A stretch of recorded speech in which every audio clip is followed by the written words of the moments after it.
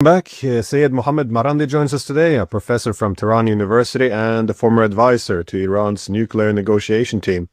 Thank you for taking the time on a Sunday morning to speak with me. It's always a pleasure, Glenn. Thank you very much for inviting me. So we see a lot of things having happened over the past, 24 plus hours. That is, first, Iran attacked a ship in the Strait of Hormuz, which caused a lot of outrage, especially from the UAE.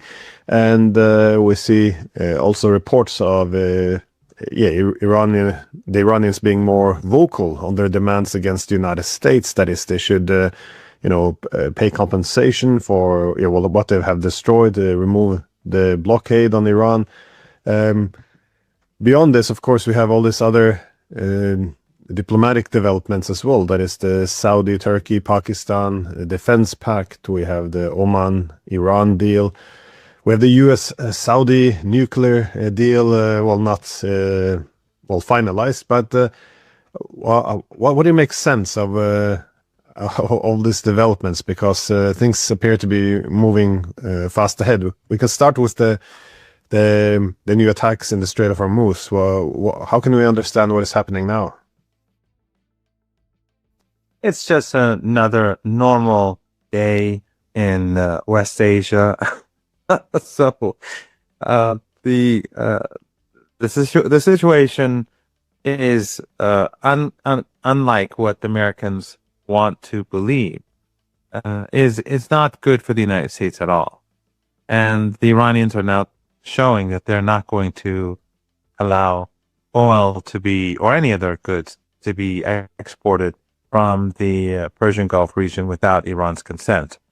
And they've had a specific, it seems to me, project of targeting UAE ships. So they've struck at least, I don't know exactly how many now, but a number of UAE tankers over the past few days. And remember, a while back, Trump made that Truth Social threat where every time Iran strikes a ship, they'll destroy some Iranian critical infrastructure, a bridge, or a power plant. But Iran has been striking these tankers since then and blocking any sort of exports from even the Emirates, including from Fujairah, which is outside the Strait of Hormuz. And we can see the same situation in the Red Sea. The Yemeni armed forces are blocking Saudi ships. This morning there was another strike on the Jazan refinery. The pressure is on. The pressure is continuing, and the as time goes by, the global energy crisis is getting worse, and the Iranians are, they know exactly what's going on, and it's not just the leaders. I mean, I rarely go on Iranian TV, but last night I went, and I began explaining my views on the region, and I thought I'd speak a bit about Japan. And then as soon as I said a couple of words, the host, he interacted with me. It was clear he knew exactly what was going on and the threat to the bond market in the United States. And this is how closely events in the United States, events in the West are being followed. People know exactly what's going on in general terms, of course, not they know, a lot of people know as much as I, if not more. So they know about the midterm elections. They know what's going on in the Democratic Party. They know what's going on in the Republican Party. They know what Tucker Carlson and his political allies are doing.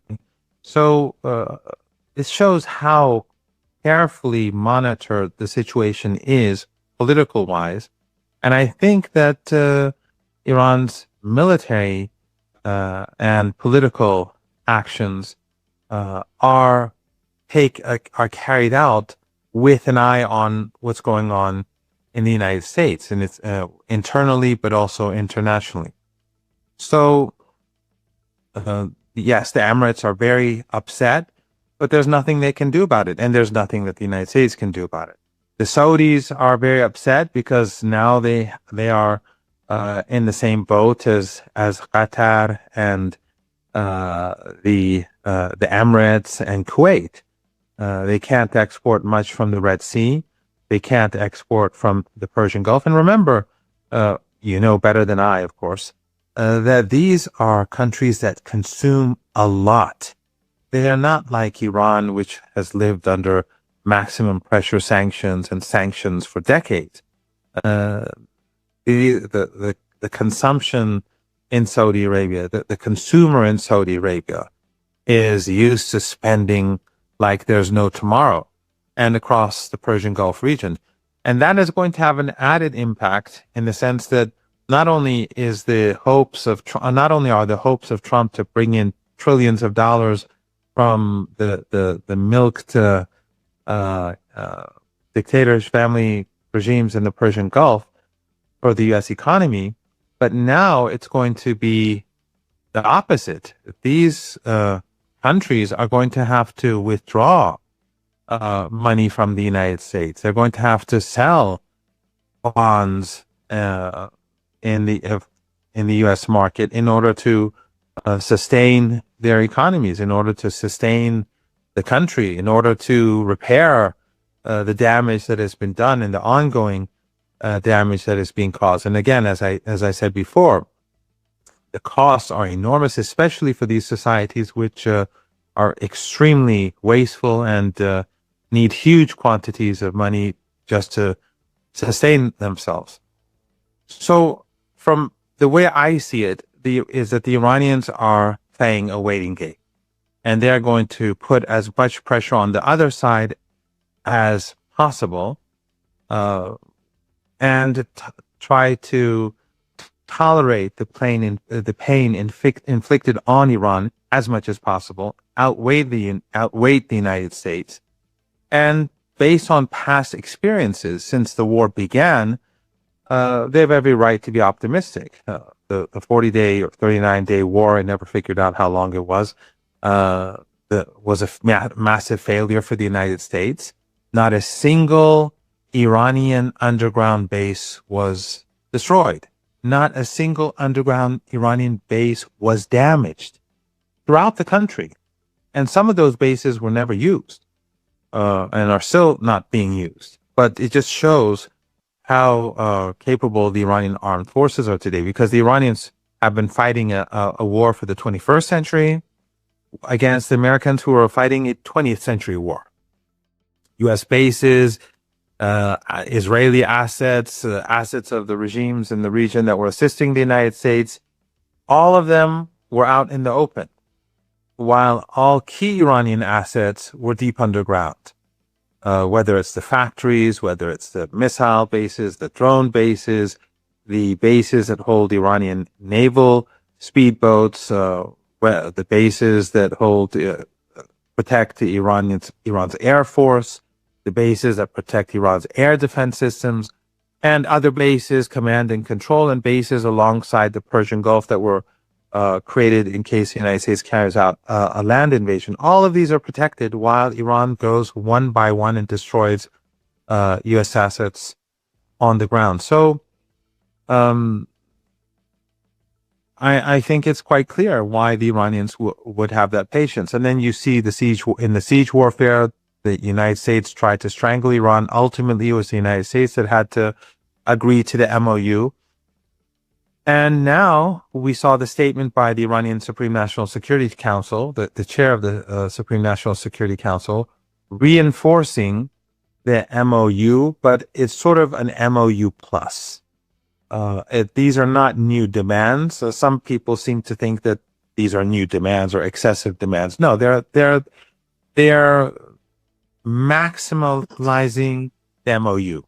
And as I said before to you on a number of occasions, for example, in Article 1, when it speaks of Lebanon, it also speaks of the other fronts. It doesn't name them, but in this statement, they're named. Palestine, Yemen, Iraq, these wars must come to an end.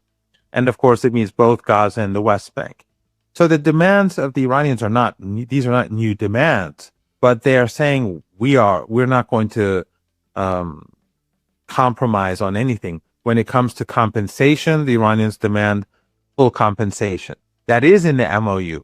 But the stress that is being put on these issues now is basically to send a message to the United States that we are not only are we not going to compromise on the MOU, we're going to maximize our demands within the framework of the MOU. Yeah, I always think that the U.S. Lost something quite important in the war against Iran. That is, during the post-Cold War era of U.S. hegemony, the main perception of the United States, rooted in facts, I would say, was that it was all powerful. That is, the main perception that you can't challenge the United States. It kept all countries at bay, and this was a huge resource for the U.S. But now, with every attack on Iran, you see the weapons stockpile driven down, which means there's whoever is the opponent of the U.S. would have better cards to play, and also the deterrence that is in the past, as Trump always screams out, or on Twitter, is that if anyone dares to attack the U.S., well, we're gonna blow up your country and destroy your civilization tomorrow if you dare to retaliate. But again, this pushback from Iran as well, we now see that there's not much the U.S. can do really, short of nuking Iran. But it is interesting what they gambled on this war. Again, it's not just the Strait of Hormuz; it's regional partnerships. But it does seem that the economy, though, I'm wondering what the economic ripple effects would be from this, because in July, we see that the crude oil exported by Saudi Arabia to the U.S., it dropped to zero, we're told.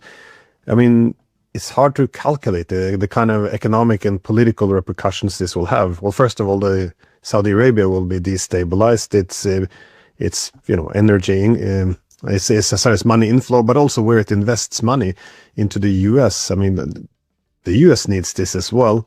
It's the tech industry, which U.S. is in an AI race with the Chinese. It needs its funding, the petrodollar system. Everything comes under a massive squeeze. So I think in the future, this will be a key theme for academics, see exactly what the U.S. gambled and lost on this war.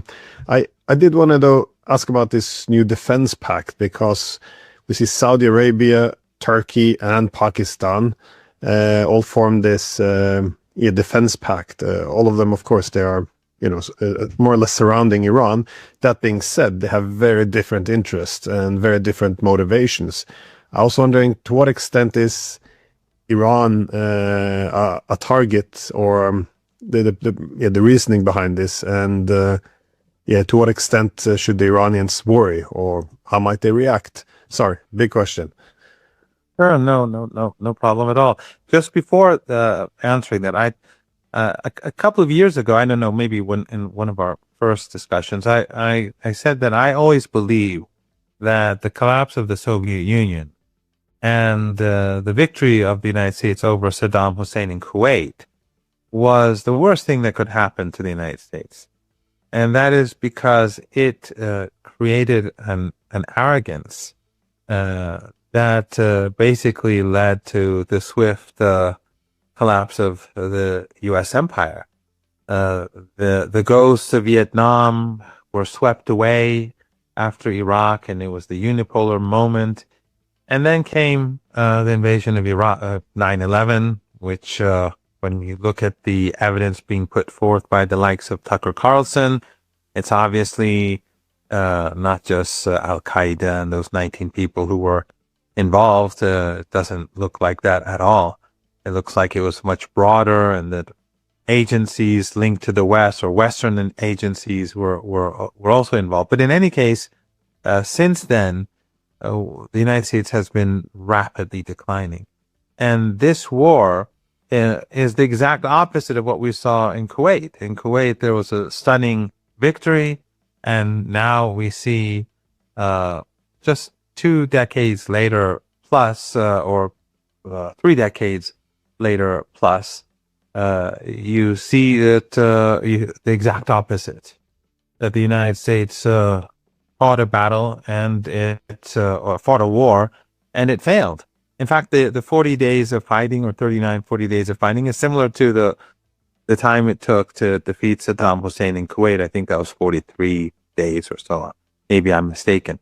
But I think that that actually turned out to be horrible for the United States, because the United States changed. It became aggressive, extremely aggressive, and that destroyed it. And a lot of that destruction, again, has to do with Iran, because when the United States invaded Afghanistan, Iran gradually, and Iraq, Iran began to work with the resistance.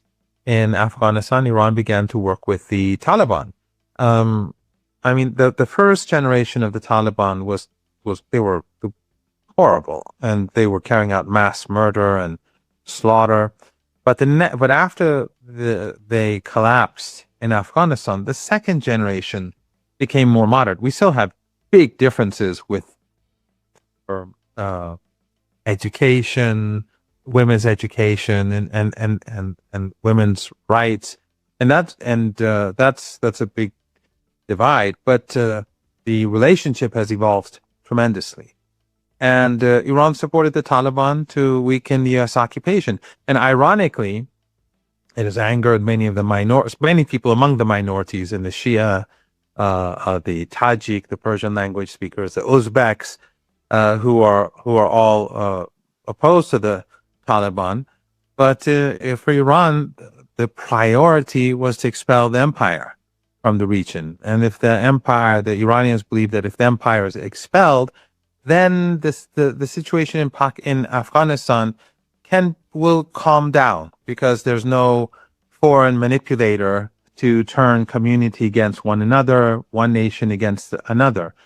And the same was true in Syria. The Iranians supported the Syrian government to oppose the U.S. project and the Israeli project, which sadly regional regimes participated in. But the same model took place in Iraq. In Iraq and in Afghanistan, Iran pushed back. It was General Soleimani behind both, and that led to the United States to leave, and they had spent trillions of dollars. So then, to a large degree, the U.S. failure against Iran in this war is linked to the U.S. failure in Iraq and in Afghanistan. They had to move away from Iranian borders. They spent trillions of dollars, became much weaker. The American people became, the economy became weaker. The American people became much more skeptical about these forever wars. And so if it wasn't for Iran supporting the resistance against the empire in Afghanistan, in Syria, and in Iraq, and Lebanon, and elsewhere in Yemen, then today it would have been a very different situation.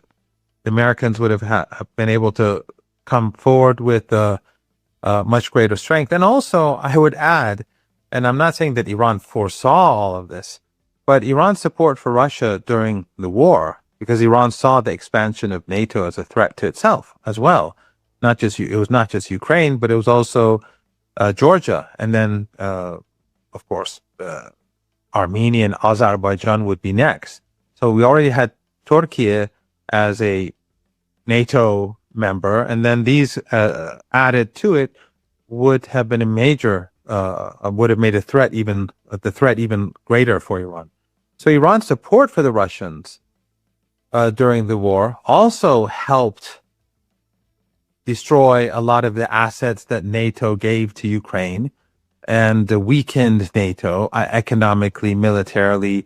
Many of those air defense systems that were used in Ukraine, that benefited Iran. And of course, right now, the war in West Asia helps Russia.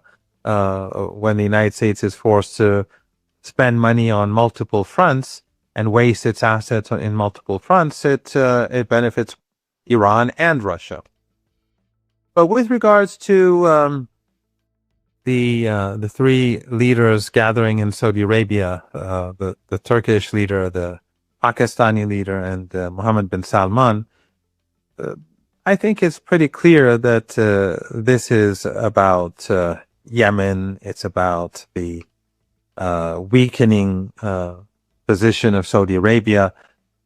These countries did not gather over Gaza.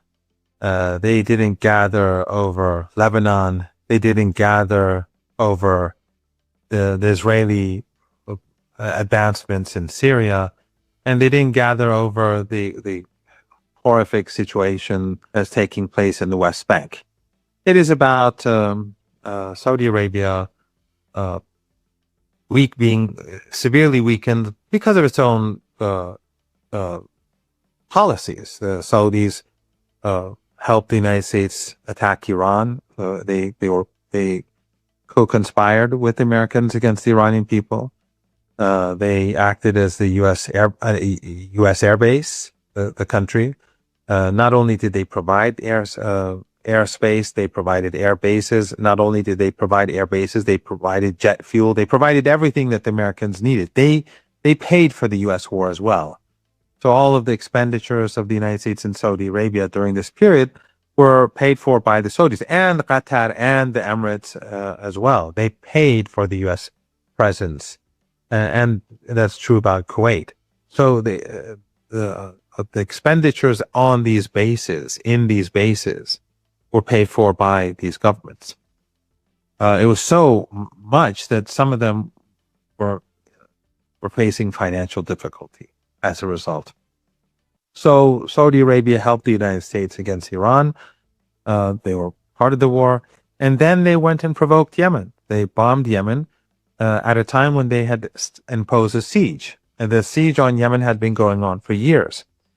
And then they bombed, of course, Iraq, falsely blaming Iraq for drone strikes, which were carried out by Yemen.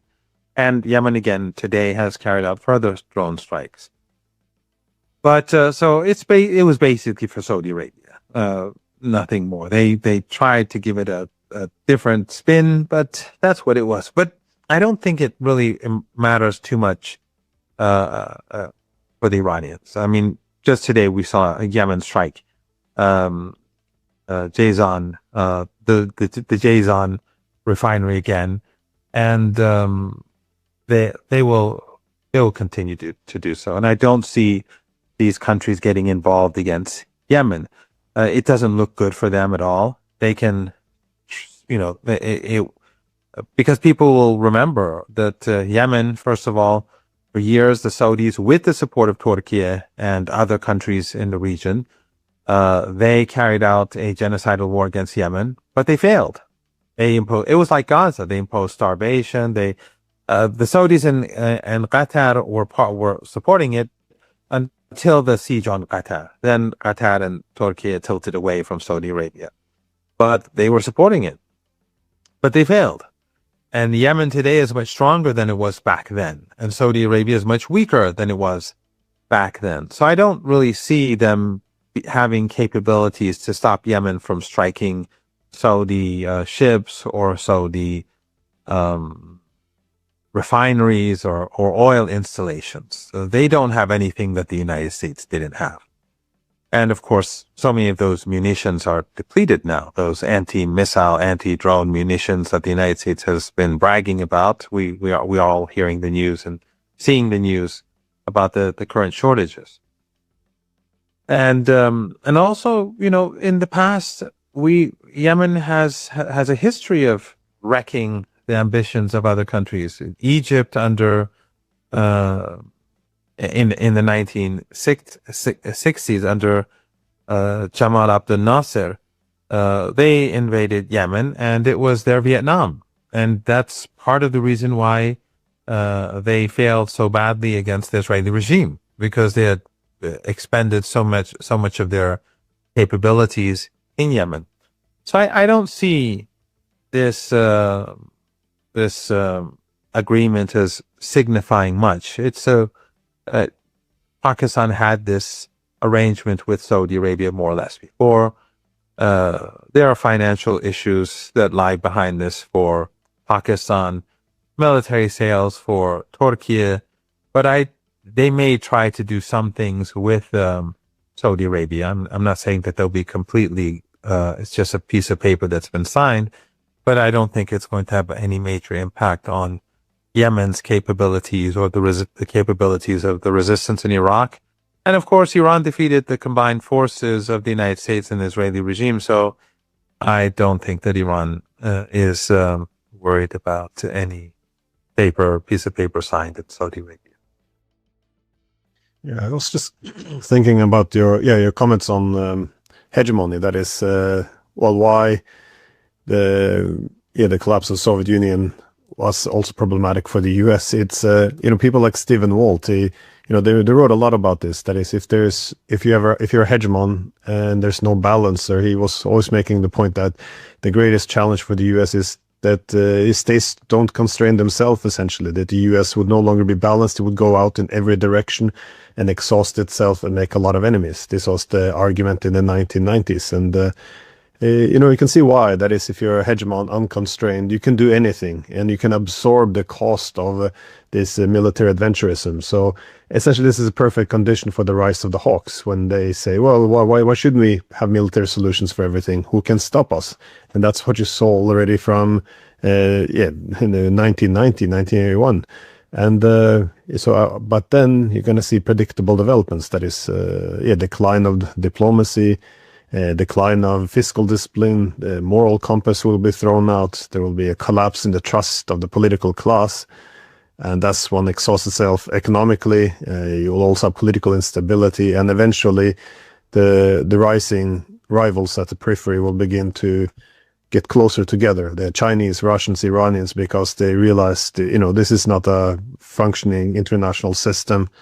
And once the hegemon begins to decline, it will be desperate to hold on to power. And that's when you will see extremely foolish policies. So the war in Iran, war in Russia, economic war on China. So I think a lot of this would be predictable. Of course, if you say that, actually the best thing in the U.S. interest now is to accommodate a multipolar system where it can retrench. You're often met by arguments. Oh, that's anti-American. You want to give more space for the Chinese and the Russians. This is, in my opinion, this is the medicine the U.S. needs to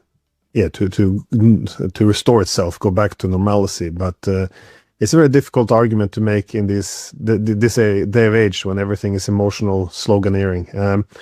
Anyways, I take your point on this, the Turkey, Saudi, Pakistani defense pact that, we shouldn't expect to see collective defense right away. But we also hear now that the deal between Oman and Iran might be in its final stages. Again, I'm not sure if we should take these media reports with a grain of salt, but I do hear that from other places as well. How significant would this be? And also, what would such a deal actually include? I guess, you don't have it in front of you, but what can we expect being the main points here? Well, just a couple of points. First, one is with regards to the United States. I agree with what you said completely. And even now, as all the indicators show that things are not going well at all, you still see that this myth of American exceptionalism still exists. You don't see any change in U.S. policy, which of course is linked to corruption. The money that's going to the military-industrial complex and their lack of any ability to reform because they're making huge amounts of money and so on. I mean, the leadership is increasingly corrupt, manipulating the markets, and then benefiting from it directly, their families, their allies.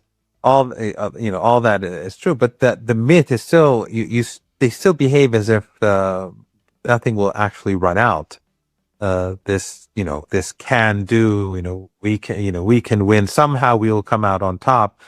That continues to push the United States towards the cliff.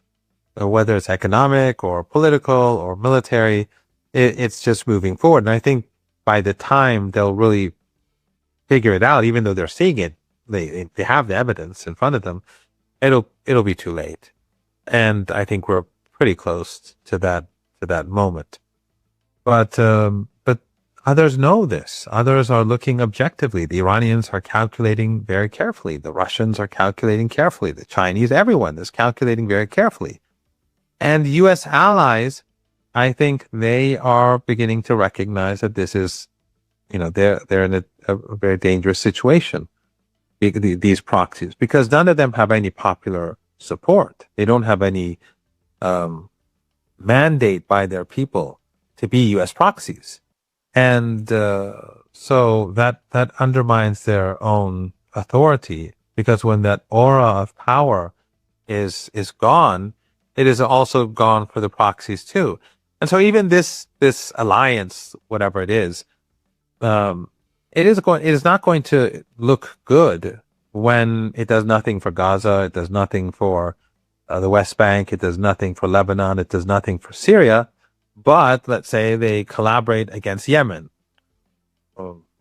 People will say, well, Yemen was the country that supported Gaza, that the United States went to war against because it blocked the Red Sea to the Israeli regime over Gaza. So these countries, Turkey, which does trade, transports oil to Netanyahu's regime, and the others, they will be seen as, fighting against the supporters of the Palestinian people. This is, the image is not, it will not be. I mean, you will see people online from these countries defending these policies, but these are basically elites that are close to the Saudis or close to the governments. And they will, of course, support this, and they will, attack Yemen, they'll attack Iran. But people who are looking at the reality on the ground about who's defending Palestine, it's the axis of resistance, no one else.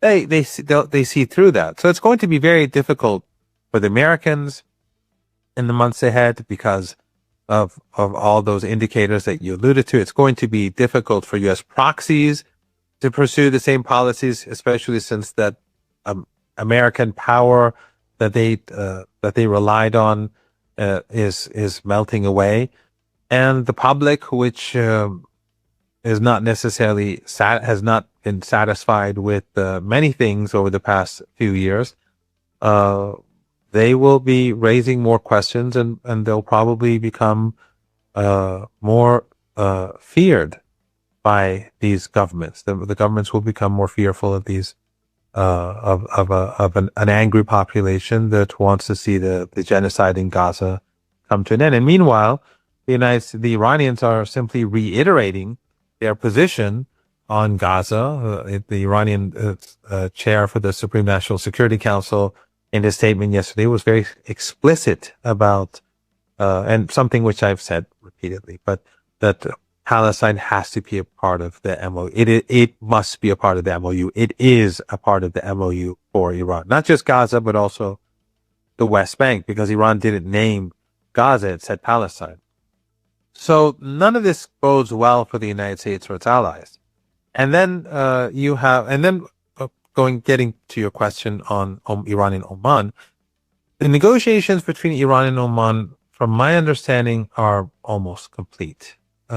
And probably one can say they've been completed. But I think since the issue of the Strait of Hormuz is linked to the broader issue of the MOU, then that is why the Iranians are holding back. Now, the Iranians never believed that the United States had any intention of implementing the MOU. Iran is not naive. But there are a number of reasons why Iran went for the MOU in the first place. One was that the Iranians wants to export oil. Iran was under siege, so it accumulated a lot of oil in tankers, tens of millions of barrels. As soon as the MOU was signed, Iran exported that oil to the Asian markets to strengthen its position for the months ahead. But also Iran wanted its allies and friends across the world to know that Iran is seeking an agreement. It's not as if Iran wants forever war. Unlike the United States, Iran wants to bring it to an end. And so this is a message to its friends, both regional friends and global friends, that there is an end in sight if the Americans have the will to move in that direction. And the Iranians, knowing that the United States would undermine the deal, they prepared themselves. And we saw that in the war that resumed after the United States violated the deal and set up that corridor in the Strait of Hormuz against Article 5, when the United States resumed the war, Iran performed even better than the 40-day war. And we saw that the Iranian missiles and drones were hitting very hard. And then we saw Yemen enter the war as well because of the stupidity of the Saudis by attacking Sana'a International Airport. So it made things much worse for the United States. So now the Iranians, they're holding this back. They're holding this agreement where there will be fees, by the way, contrary to what Vance, the U.S. Vice President Vance claimed. There will be fees. But Iran is withholding this until the issue of the MOU is resolved, because Iran is saying that the United States has to go back to the MOU and it has to fulfill it in the way which we interpret it. And thus the Iranians were more explicit in the statement yesterday. So the deal is ready for signing, from my understanding. There's no disagreement or anything like that that's holding it back. But the Iranians are waiting to see which direction the United States is going to go. Is it going to resume fighting? Because that's not an impossibility, Glenn. You and I both know that Trump is under enormous pressure from the Israeli regime, the Zionist lobby, his own ego, the Israeli firsters in the United States. He's under pressure to continue the war. This is the sort of narrative that we continue to see on Fox News, for example. And we know that's where he gets his intelligence briefings, by watching Fox News. So it's not impossible. No one should count this out. The Iranians are preparing for war. And the region Iran's allies are preparing for war. In Iraq, they're preparing. In Yemen, they're preparing. But that's one scenario. The other scenario is for the Americans to decide, well, we have to end this. The situation with Japan is getting dangerous. The shortage of oil is intensifying at a very rapid pace, more rapid than before because of the Red Sea and because Iran is not allowing the Emirates to export either. So the pressure is on, and but at the end of the day, the decision is made in the White House, which direction which direction we move in. Well, it is quite significant, though. As you say, if the Oman-Iran deal is close to signing, this will more or less find a solution to the issue of the Strait of Hormuz, and I'm assuming that Oman is in close coordination with the US and others, trying to also accommodate their interests. So it would it can be interpreted as a wider agreement which solves this issue. But as you said, it's not the only problem. It's not as if the war comes to an end with the signing, because with the MOU, the United States has other obligations. As you said, they haven't fulfilled. That is, ending the blockade. I guess this could be done without too many problems. Ending the fighting in Lebanon, more problematic, I guess. The reparations, I don't see that happening either. But maybe in the way the language is framed, it can take on some formats I'm not sure if there's a compromise in terms of how this is made over time. Or there are ways to do this. Yeah. I mean, these countries in the Persian Gulf region, they have lots of money in U.S. markets and in the West, and they were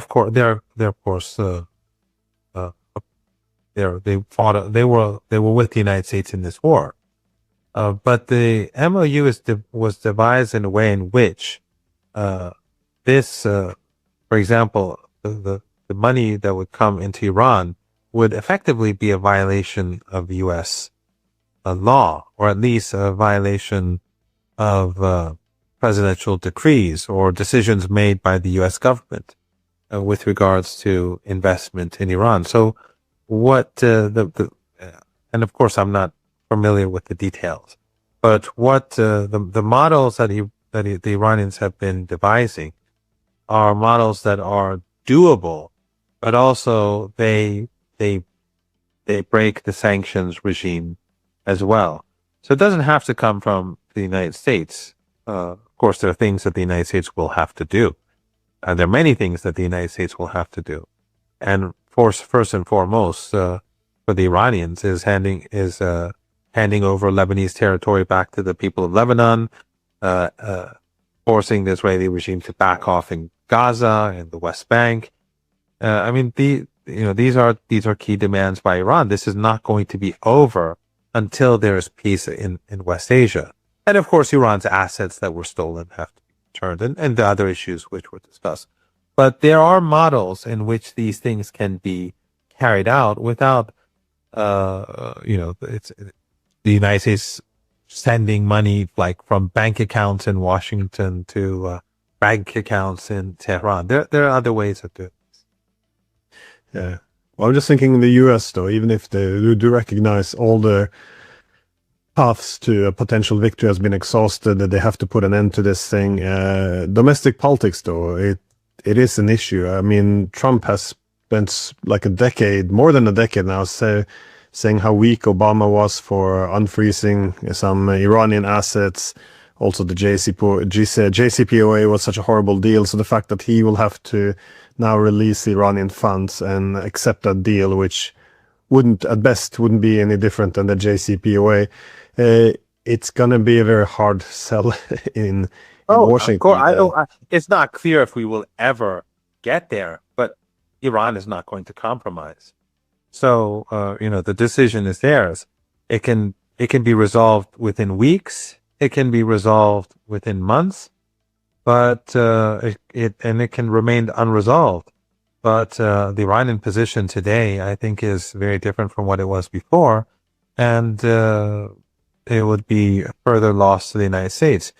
So, it's not as if the Iranians are expecting Trump to capitulate tomorrow and to carry out its obligations within the framework of the MOU based on the Iranian interpretation. But it does show the Iranian determination to make sure that the United States is defeated and that its allies in the region, in Gaza and Palestine, the people of Palestine, the West Bank, and elsewhere, that they feel the benefits of this U.S.-Israeli defeat. Because at the end of the day, the defeat of the United States, the regime, is a defeat for the Israeli regime. And the battle over the Strait of Hormuz was more important than any other battle that took place in West Asia during this period. It is, some would say, would ask me, why didn't Iran strike the Israeli regime during these 13 days?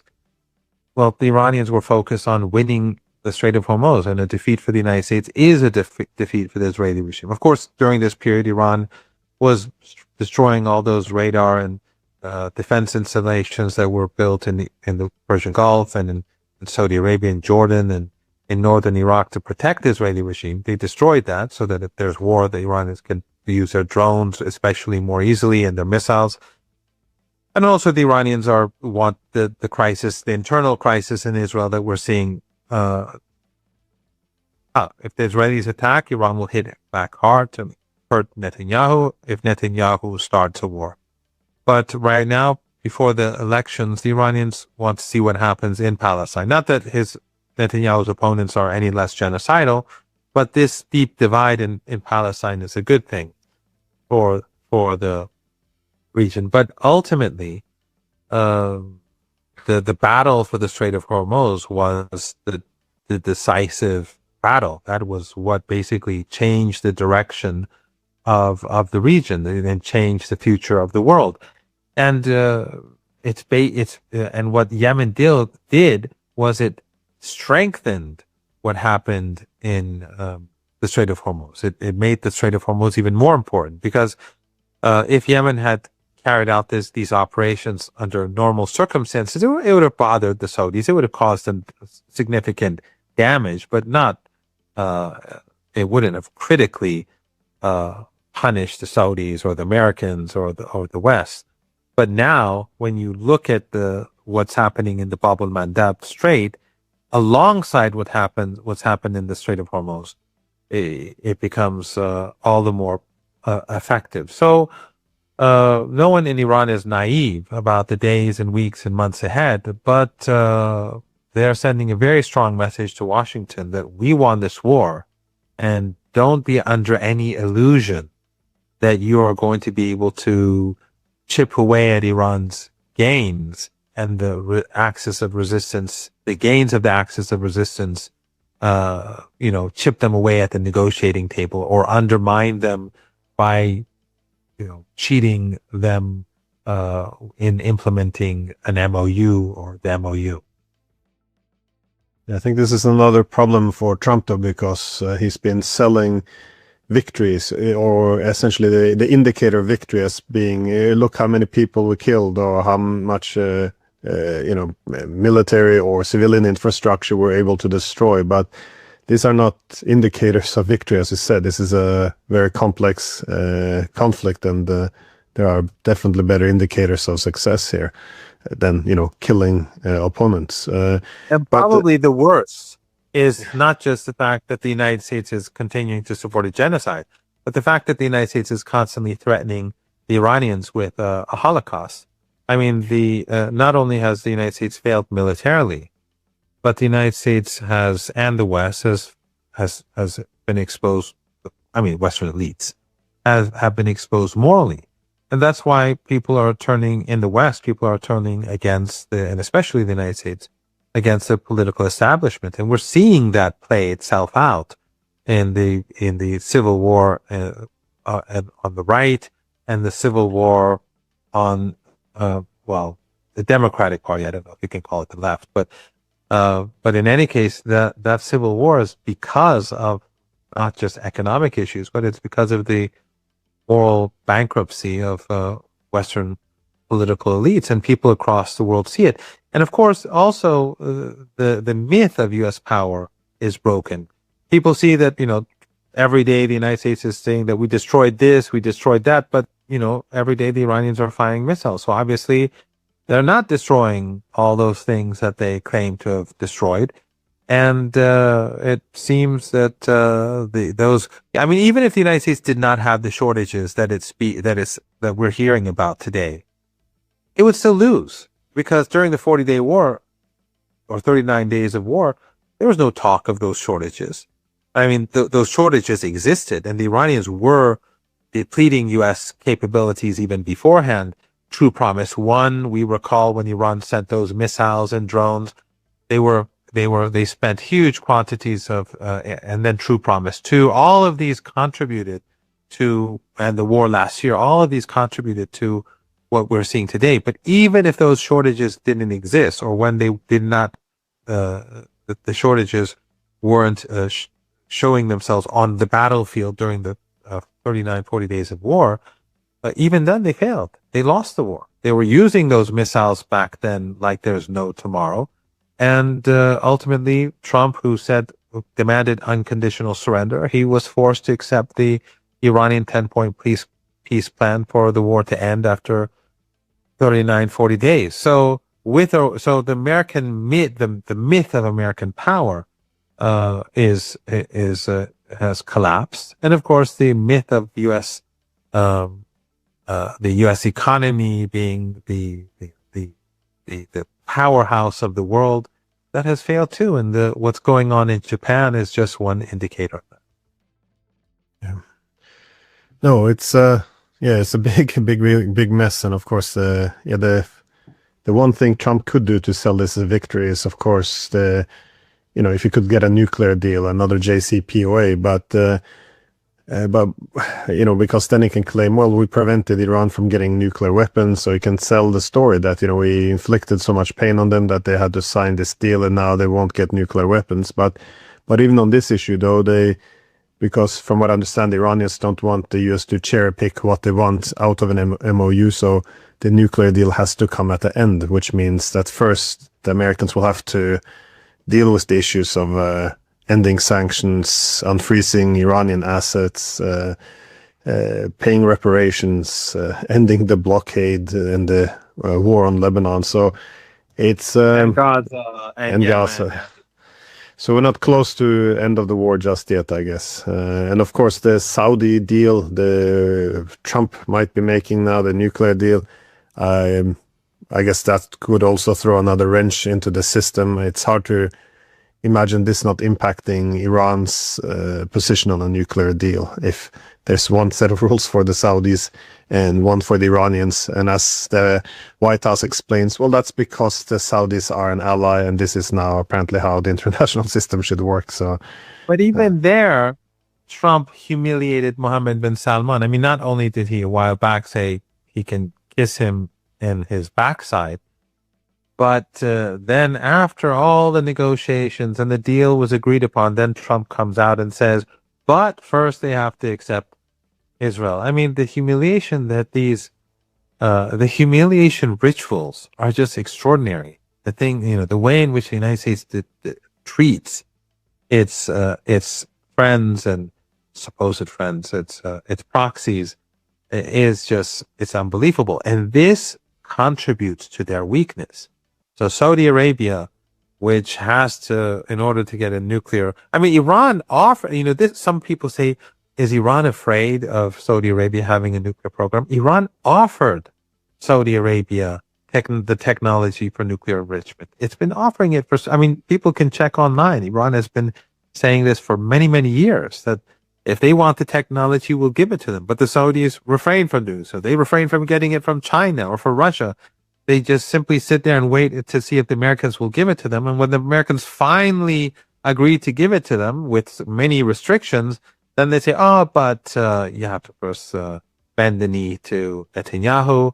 And then this does not strengthen the foundations of the ruling family.